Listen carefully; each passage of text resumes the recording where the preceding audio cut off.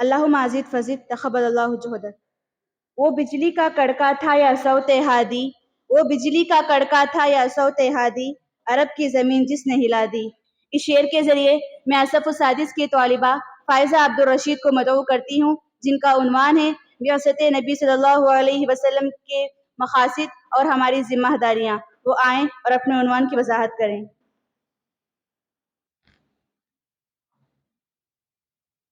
السلام علیکم ورحمۃ اللہ وبرکاتہ۔ الحمد للہ رب العالمین والعاقبۃ للمتقین والصلاة والسلام علی اشرف الانبیاء والمرسلین نبینا محمد صلی اللہ علیہ وسلم وعلی آلہ وصحبہ اجمعین ومن تبعہم بإحسان الی یوم الدین، اما بعد۔ قال اللہ تعالی فی القرآن المجید والفرقان الحمید، فاعوذ باللہ من الشیطان الرجیم، بسم اللہ الرحمن الرحیم۔ ربنا وبعث فیہم رسولا منہم یتلو علیہم آیاتک ویعلمہم الکتاب والحکمت ویزکیہم انک انت العزیز الحکیم۔ محترم و مکرم صدر محفل و حکم صاحبان و مشفق معلمین و معلمات اور میری دینی بہنوں، آج کے اس بزم سعید میں جس عنوان پر لب کشائی کرنے جا رہی ہوں وہ ہے بعثت نبوی صلی اللہ علیہ وسلم کے مقاصد اور ہماری ذمہ داریاں۔ معزز سامعین و سامعات، جس وقت رسول اکرم صلی اللہ علیہ وسلم دنیا میں مبعوث اور نبوت سے سرفراز ہوئے، وہ دور دنیا کا نہایت عجیب اور تاریک ترین دور تھا۔ ظلم و ستم، حق تلفی، جبر و تشدد و توحید بیزاری عام تھی، محبت کے جذبات ختم گزار رہے تھے اور سال ہاں سال تک جنگ و جدال ہو چکے تھے۔ تو اس وقت اللہ رب العالمین نے آپ پر ان ذمہ داریوں کو سونپی تاکہ آپ دنیا کو تاریکیوں کے دور سے ایک نئی صبح عطا کرے اور اسلام کی ضیاءباش کرنوں سے کائنات ارضی کو روشن و منور کر دیں۔ معزز سامعین و سامعات، اللہ رب العالمین نے قرآن کریم میں آپ کی بعثت کو 3 مقامات پر بیان کیا ہے۔ ان میں سے ایک خلیل اللہ ابراہیم اور ان کے بیٹے اسماعیل علیہ السلام کی دعا تھی کہ آخری نبی انہی کے نسل سے ہو۔ جب ابراہیم علیہ السلام کعبہ کی تعمیر کر رہے تھے تو اس حساس اور اہم موقع کی نزاکت کو سمجھتے ہوئے اور اللہ رب العالمین کی الطاف و عنایات کو سامنے رکھ کر آپ نے یہ دعا کی، ربنا وبعث فیہم رسولا منہم یتلو علیہم آیاتک ویعلمہم الکتاب والحکمت ویزکیہم انک انت العزیز الحکیم۔ معزز سامعین و سامعات، اللہ رب العالمین نے ان دونوں پیغمبروں کی دعا کو شرف قبولیت سے نوازا اور انہی کے نسل سے آپ صلی اللہ علیہ وسلم کا مبعوث کیا۔ آپ صلی اللہ علیہ وسلم کی بعثت کا پہلا مقصد یتلو علیہم آیاتک کہ وہ قرآنی آیتوں کی تلاوت کرے۔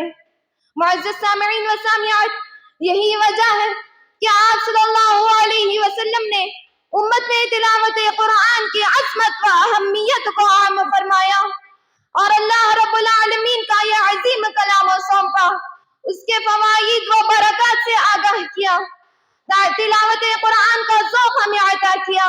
جب قرآن کی تلاوت ہوتی تو کتنے ہی صحابہ کرام کے سخت دل موم ہو جاتے۔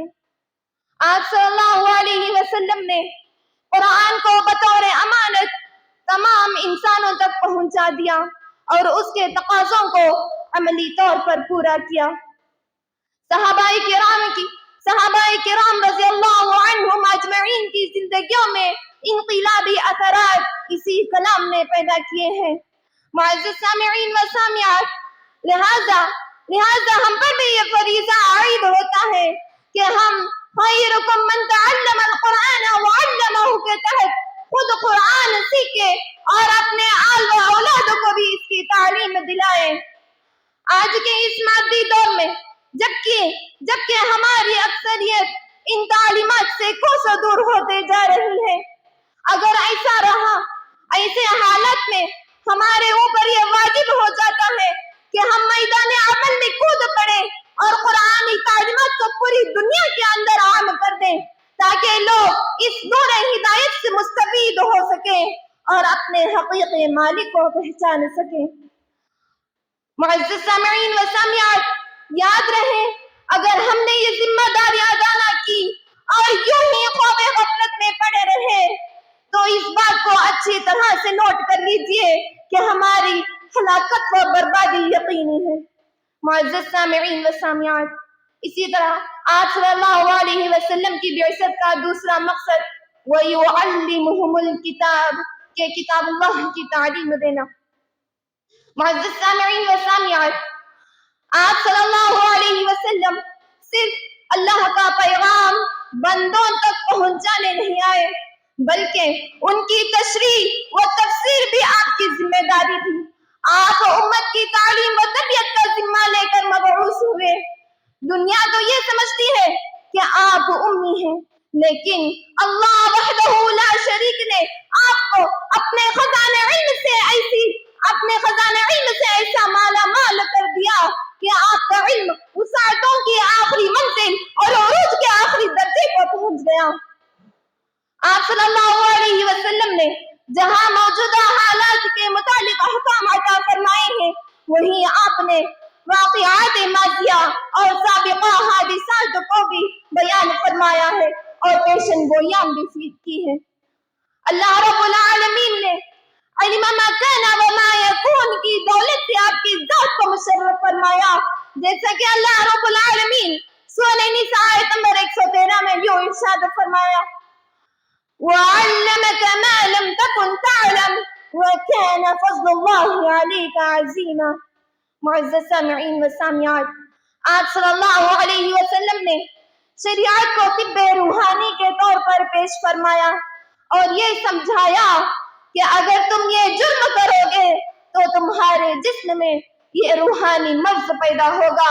اگر تم ان امراض روحانیت سے بچنا چاہتے ہو تو ان جرائم کو چھوڑ دو، اور اگر اپنے جسم کو صحیح و سالم دیکھنا چاہتے ہو تو صحت قلب کی فکر کرو، کیونکہ مسلم کی روایت میں ہے، آپ صلی اللہ علیہ وسلم نے فرمایا، اذا صلحت صلح الجسد كله واذا فسدت فسد الجسد كله الا وهي القلب۔ اگر دل صحیح ہے تو سارا جسم صحیح و سالم ہے، اگر دل میں فساد واقع ہو گیا تو سارا جسم دہشت زدہ ہو کر رہ جائے گا، خبردار وہ دل ہے۔ معزز سامعین و سامعات، آپ صلی اللہ علیہ وسلم نے اپنی ان تمام تر تعلیمات کے ذریعے واضح کر دیا کہ اگر تم ان بعثت نبوی صلی اللہ علیہ وسلم کے مقاصد پر عمل کرو گے تو تمہارے لیے کامیابی ہے اور جنت کے باغات ہیں، اگر نہیں کرو گے تو تمہارا ٹھکانہ جہنم میں ہوگا۔ مگر افسوس کہ آج یہ امت ان حسین تعلیمات سے کوسوں دور ہوتی جا رہی ہے۔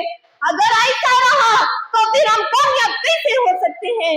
اسی لیے ہم پر یہ ذمہ داری عائد ہوتی ہے کہ ہم آپ صلی اللہ علیہ وسلم کے بتائے گئے تعلیمات پر آمنا وصدقنا کہہ کر عمل پیرا ہو، اور والدین کی بھی یہ ذمہ داری بنتی ہے کہ وہ اپنے بچوں کو دینی تعلیمات سے آگاہ کرائے، کیونکہ سنن ابن ماجہ کی روایت میں ہے، آپ صلی اللہ علیہ وسلم نے فرمایا، طلب العلم فریضۃ علی کل مسلم۔ اور اللہ رب العالمین کے اس فرمان یا ایھا الذین آمنوا قوا انفسکم واہلیکم نارا کے تحت ان تعلیمات کے ذریعے خود کو اور اپنے اہل و عیال کو جہنم سے بچائے۔ اور ہماری یہ بھی ذمہ داری بنتی ہے کہ ہم آپ صلی اللہ علیہ وسلم کے علم اور ان کے عمل کو ہماری زندگی سنوارنے کا ذریعہ بنائیں۔ معزز سامعین و سامعات، اسی طرح آپ صلی اللہ علیہ وسلم کی بعثت کا تیسرا مقصد وَيُزَكِّيهِمْ یعنی انسانی دلوں سے کفر و شرک کو مٹانا۔ معزز سامعین و سامعات، ایک بگڑے ہوئے معاشرے کی اصلاح اور صدیوں کے لگے ہوئے زنگ کو دلوں سے چھڑانا آسان کام تو نہ تھا، اور بغیر دلوں کے سنوارے صرف کتاب اللہ و حکمت انہیں کیوں فائدہ دیتی؟ آخر ہمارے دونوں پیغمبر کعبہ بنانے کے بعد وہ یزکیہم کی دعا کیوں کی تھی؟ کیونکہ پہلے لوگوں کے دل کو غیر اللہ سے پاک کرے، اسی لیے کلمہ میں پہلے لا الہ ہے کہ تم پہلے دل کو لا الہ سے خالی کرو، پھر جا کر اللہ کا نور ملے گا۔ معزز سامعین و سامعات، آپ صلی اللہ علیہ وسلم نے کعبہ سے 360 بتوں کو باہر تو کر دیا، مگر لوگوں کے دلوں سے غیر اللہ کی محبت اس وقت تک اگر نہیں نکلی تو وہ دل اللہ رب العالمین کی عظمتوں کو نہیں پہچان سکے گا۔ اسی لیے آپ صلی اللہ علیہ وسلم نے ان قرآنی تعلیمات کے ذریعے دلوں کے لگے ہوئے زنگ کو دور کر دیا اور کثرت سے تلاوت قرآن کی تاکید فرمائی۔ معزز سامعین و سامعات، تاریخ گواہ ہے کہ تزکیہ کا انداز اتنا مؤثر ہوا کہ فاروق اعظم جیسے جلیل القدر صحابی سے لے کر بڑے بڑے شعراء اور بڑے بڑے قبائل کے سردار رحمت قرآن مقدس کو سن کر رحمت عالم صلی اللہ علیہ وسلم کو اپنا دل دے بیٹھے اور ہمیشہ کے لیے اسلام کی محبت اور گناہوں کی لذت کو اپنے دل سے نکال دیا۔ تاریخ میں ایسے واقعات ملیں گے جن سے یہ اندازہ ہو جائے گا کہ تزکیہ قلوب کے لیے تلاوت قرآن سے بڑھ کر کوئی اور طریقہ نہیں ہو سکتا۔ معزز سامعین و سامعات، اس سے یہ بات واضح ہو گئی کہ قرآن کریم ایک ایسی کتاب اور تزکیہ قلوب کا ایک ایسا ذریعہ ہے کہ کوئی کافر اسے سنے تو اس کے اثر سے اسے ایمان کی دولت میسر آئے۔ سبحان اللہ۔ اسی لیے ہم پر یہ ذمہ داری بنتی ہے کہ ہم اللہ رب العالمین کے اس فرمان وَإِذَا قُرِئَ الْقُرْآنُ فَاسْتَمِعُوا لَهُ وَأَنصِتُوا لَعَلَّكُمْ تُرْحَمُونَ کے تحت قرآن کو خاموش رہ کر بغور سنیں اور اپنے دلوں کا خوب تزکیہ کریں۔ اور ہماری یہ بھی ذمہ داری بنتی ہے کہ ہم اسلام کی امتیازی خصوصیات یعنی ذکر الہی، نوافل، روزوں اور تقوی کے ذریعے اپنے دل کو اور عوام کے دلوں کو پاک و صاف کریں، کیونکہ یہ ایک عظیم نسخہ ہے جس کے ذریعے دنیا کی تمام برائیوں کا خاتمہ کیا جا سکتا ہے۔ معزز سامعین و سامعات، اسی طرح آپ صلی اللہ علیہ وسلم کی بعثت کا چوتھا مقصد امت کو حکمت کی تعلیم دینا۔ حکمت سے مراد آپ صلی اللہ علیہ وسلم کی سنت ہے۔ معزز سامعین و سامعات، آپ صلی اللہ علیہ وسلم کی ذات گرامی میں انسانوں کے لیے ہر اعتبار سے نمونہ موجود ہے۔ آپ صلی اللہ علیہ وسلم نے اپنی تمام تر تعلیمات کو اپنی امت کے لیے پیش کیا اور یہ تعلیمات انسانیت کے لیے سعادت کی علامت ہے۔ آپ صلی اللہ علیہ وسلم نے امت کو سنتوں کی تعلیمات سے نوازا اور طریقے زندگی کے اصول و آداب بتلائے۔ آپ صلی اللہ علیہ وسلم نے جو کچھ ہمارے لیے کہا اس پر عمل پیرا ہونے میں ہی فلاح دارین پوشیدہ ہے۔ اللہ رب العالمین نے آپ صلی اللہ علیہ وسلم کی اتباع کو اپنی محبت کو آپ صلی اللہ علیہ وسلم کی اتباع پر منحصر رکھتے ہوئے سورہ آل عمران آیت نمبر 31 میں یوں ارشاد فرمایا، قُلْ إِن كُنتُمْ تُحِبُّونَ اللَّهَ فَاتَّبِعُونِي يُحْبِبْكُمُ اللَّهُ وَيَغْفِرْ لَكُمْ ذُنُوبَكُمْ وَاللَّهُ غَفُورٌ رَحِيمٌ۔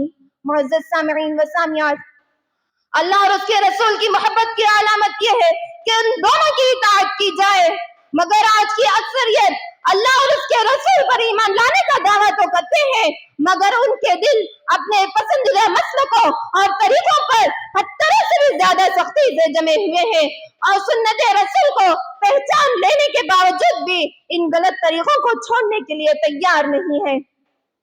بخاری کی روایت میں آپ صلی اللہ علیہ وسلم نے انہی لوگوں کے بارے میں فرمایا، من رغب عن سنتی فلیس منی، کہ جو کوئی میری سنت سے منہ موڑ لیا اس کا اور مجھ سے کوئی تعلق ہی نہیں۔ معزز سامعین و سامعات، ہم پر یہ ذمہ داریاں عائد ہوتی ہیں کہ ہم اطیع اللہ و اطیع الرسول کو مد نظر رکھتے ہوئے آپ کی سنتوں کی پیروی کریں، کیونکہ آپ ہی ہمارے لیے بہترین نمونہ ہے۔ اسی لیے اللہ رب العالمین سورہ احزاب آیت نمبر 21 میں یوں ارشاد فرمایا، لَقَدْ كَانَ لَكُمْ فِي رَسُولِ اللَّهِ أُسْوَةٌ حَسَنَةٌ لِمَنْ كَانَ يَرْجُو اللَّهَ وَالْيَوْمَ الْآخِرَ وَذَكَرَ اللَّهَ كَثِيرًا۔ ہم جب تک رسول کے مطیع نہیں بنیں گے اس وقت تک ہم اللہ کے بھی مطیع نہیں بن سکیں گے، کیونکہ اللہ رب العالمین سورہ نساء آیت نمبر 80 میں یوں ارشاد فرماتا ہے، مَن یُطِیعِ الرَّسُولَ فَقَدْ أَطَاعَ اللَّهَ۔ لہذا ہمیں چاہیے کہ ہم ان مقاصد کی روشنی میں خود کو سنواریں اور معاشرے کو بھی سدھارنے کی کوشش کریں، امت میں تلاوت قرآن کا مزاج پیدا کریں جو کہ برکتوں اور رحمتوں کا ذریعہ ہے، قرآن مجید کو سمجھتے ہوئے اس پر خود عمل کریں اور دوسروں کو بھی عمل کرنے کی تلقین کریں، کیونکہ اسی سے معاشرے کی اصلاح ہو سکتی ہے۔ گھر اور ماحول میں سنت کی تعلیمات کو عام کریں انشاءاللہ۔ آخر میں اللہ رب العالمین سے دعا ہے کہ اللہ تعالی ہم تمام کو آپ صلی اللہ علیہ وسلم کے بعثت کے مقاصد کا خیال رکھتے ہوئے آپ صلی اللہ علیہ وسلم کے بتائے گئے طریقوں پر عمل کرنے کی توفیق عطا فرمائے، آمین یا رب العالمین۔ وما علینا الا البلاغ المبین، والسلام علیکم ورحمۃ اللہ وبرکاتہ۔